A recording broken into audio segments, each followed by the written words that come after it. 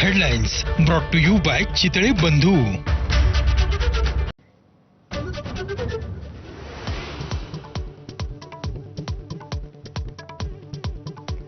आम्ही एकत्र आलोय तर एकत्र राहण्यासाठी. राज ठाकरेंसोबतच्या युतीबाबत उद्धव ठाकरेंचे पुनरुच्चार. तर मराठीसाठी कायम एकत्र राहणार, ठाकरेंचा निर्धार.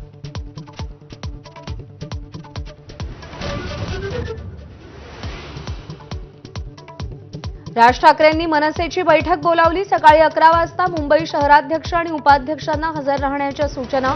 मुंबई महापालिकेच्या पार्श्वभूमीवर बैठकीला महत्त्व.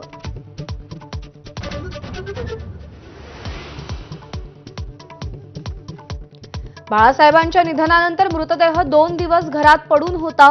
दसरा मेळाव्याच्या भाषणात रामदास कदमांची विखारी टीका. ठाकरेंच्या नेत्यांकडून वक्तव्याचा कडवा विरोध.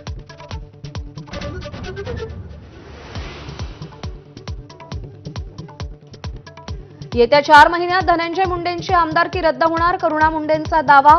तू स्वतःच्या घरात आग लाव्या असं म्हणत एकेरी उल्लेख.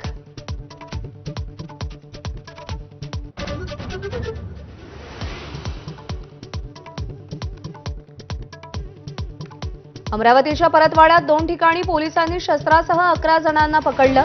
राजकीय कार्यकर्त्याच्या मालकीच्या घरातून अटक. पोलिसांवर गोळीबार झाल्याचीही चर्चा.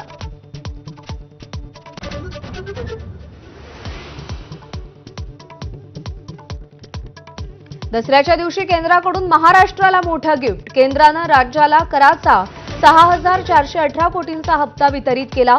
अजित पवारांनी पंतप्रधान आणि केंद्रीय वित्तमंत्र्यांचे आभार मानले.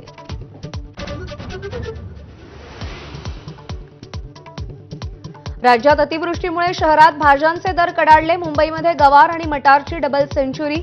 मुंबईमध्ये मागणीच्या तुलनेत 1,000 टन आवक कमी.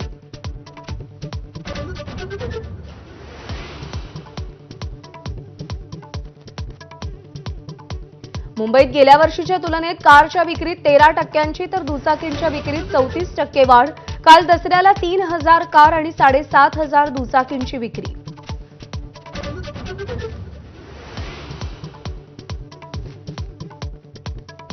भारतातील सर्वात मोठं आव्हान लोकशाहीवरचा हल्ला. राहुल गांधींचा कोलंबियात बोलताना केंद्र सरकारवर निशाणा. मोदींसह संघावरही टीका. तर भाजप नेत्यांकडून राहुल गांधींच्या वक्तव्याचा निषेध. मध्य प्रदेशातल्या खांडवा जिल्ह्यात दुर्गा विसर्जनादरम्यान ट्रॅक्टर तलावात कोसळून 11 जणांचा मृत्यू. मृतांमध्ये 8 मुलांचा समावेश. पंतप्रधानांकडून दुःख व्यक्त करत मृतांचे पालक आणि वारसांना प्रत्येकी 2 लाखांची मदत जाहीर.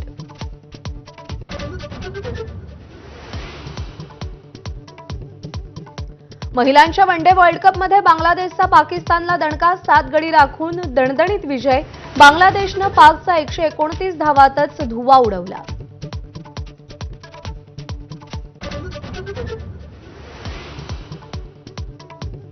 पहिल्या टेस्टमध्ये आज भारताला धावांचा डोंगर उभारण्याची संधी. काल पहिल्या दिवशी विंडीजला 162 धावात गुंडाळल्यानंतर भारताच्या 2 बाद 121 धावा. राहुल आणि गिलच्या खेळाकडे लक्ष.